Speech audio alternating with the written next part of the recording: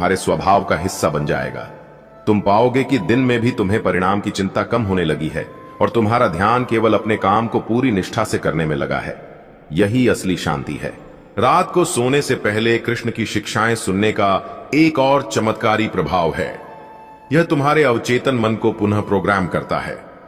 दिन भर में जो नकारात्मक बातें तुम्हारे भीतर भर जाती हैं, वे नींद में भी तुम्हें परेशान कर सकती हैं, लेकिन अगर सोने से पहले कृष्ण के वचन तुम्हारे दिमाग में गूंज रहे हों, तो तुम्हारे सपने भी पवित्र हो जाते हैं।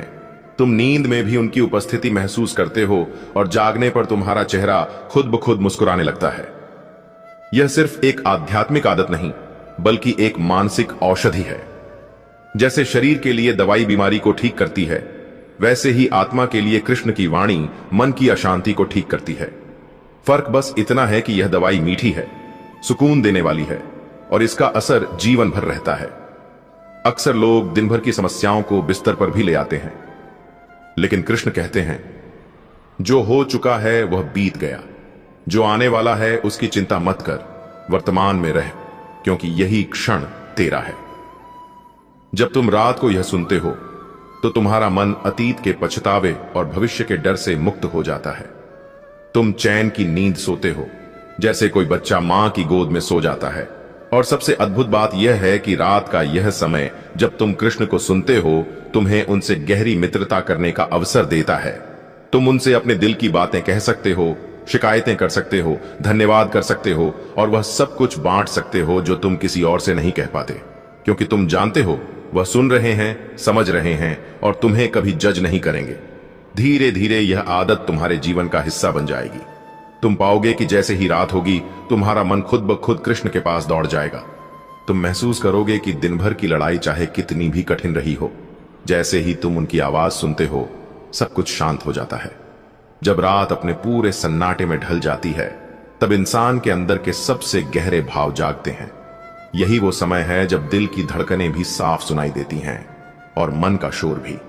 लेकिन अगर इस समय तुम कृष्ण के शब्द सुनने का रास्ता चुन लो, तो यह शोर धीरे धीरे मंद पड़ने लगता है, मानो कोई मधुर बांसुरी बजने लगे, जो तुम्हारे भीतर की बेचैनी को अपने सुरों में समेटकर दूर ले जाती है।